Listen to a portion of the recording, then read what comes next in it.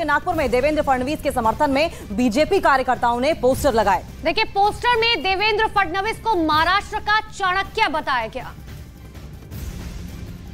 और ये तस्वीरें आपको दिखा रहे हैं। देखिए, तस्वीरें दरअसल देवेंद्र फडणवीस के समर्थन में लगाई गई हैं, जिसमें ये कहा गया है महाराष्ट्र की लैंग्वेज में, यानी कि मराठी लैंग्वेज में जो है ये लिखा गया है कि महाराष्ट्र के चाणक्य जो हैं वो केवल एक ही हैं और वो हैं देवेंद्र फडणवीस।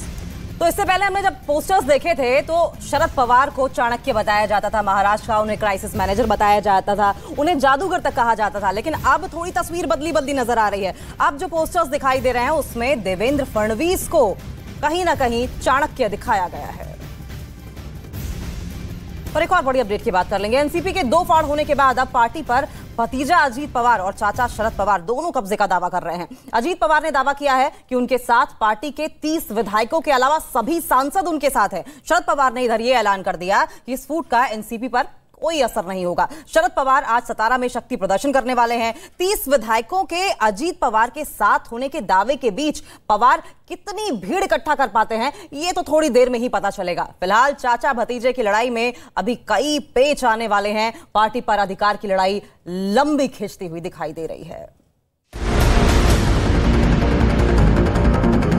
मी अजित अनंतराव पवार, मी अनिल भाईदास पाटील, मी चंद्रकांत भुजबळ महाराष्ट्र राज्याचा मंत्री म्हणून सभी राष्ट्रवादी कांग्रेस पार्टी के सभी साथियों का हमें आशीर्वाद। देश के जो चुनाव है उसके बारे में हम साथ साथ जाना चाहते हैं। ये बिल्कुल क्लियर हो गया कि इनके खिलाफ जो इल्जाम लगाए थे वो ठीक नहीं थे।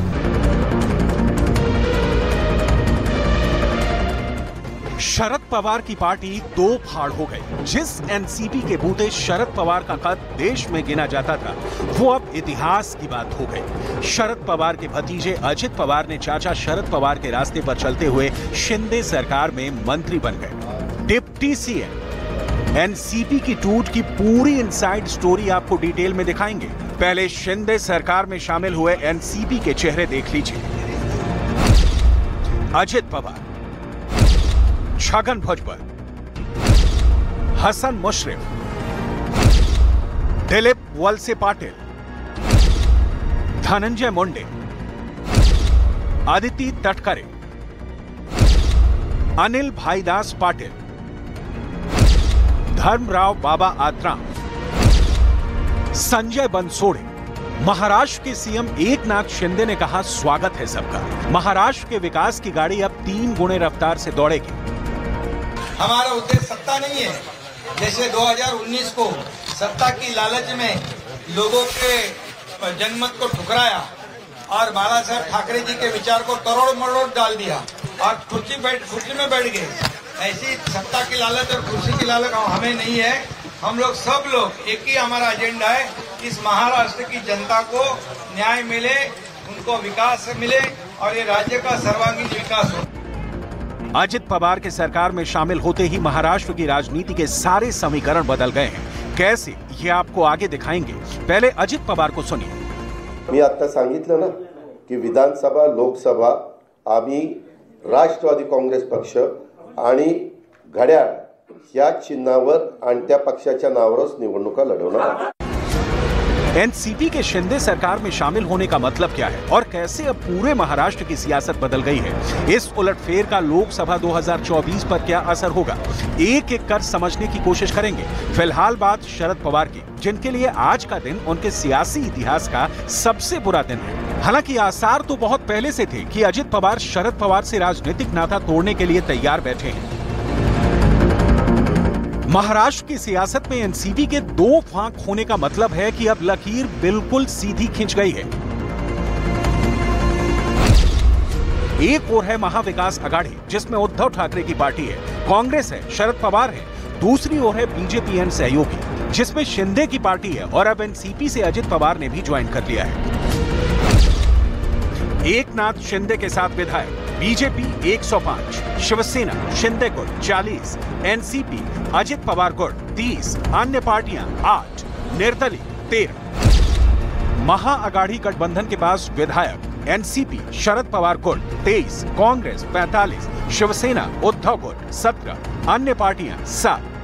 अजित पवार की राजनीति में इस मोड़ का आना तय था, लेकिन भतीजे ने चाचा का साथ उस वक्त छोड़ा है जब चाचा को भतीजे की सबसे ज्यादा जरूरत थी। शरद पवार, जिन्होंने शिंदे की बगावत पर बयान दिया था कि उद्धव ठाकरे अपनी पार्टी के भीतर क्या चल रहा है समझ नहीं पाए, वही शरद पवार अपनी पार्टी के भीतर क्या चल रहा है समझने में असमर्थ रहे। और तो और, पवार फैमिली की खासियत है कि वो जहां भी होती है सत्ता के साथ होती है या सत्ता की करीबी होती है। खुद शरद पवार का पूरा सियासी सफरनामा इसका सबूत है। शरद पवार पुत्री मोह में सुप्रिया सुले के लिए सिंहासन सजाते रहे और इधर पूरी पार्टी ही हाथ से निकल गई। जो बच गए हैं उनका नाम तक बहुत कम लोग जानते हैं। अजित पवार, छगन भुजबल, प्रफुल्ल पटेल, दिलीप वलसे पाटिल, एनसीपी के ये टॉप नेता अब देश में एनडीए का झंडा फहराएंगे।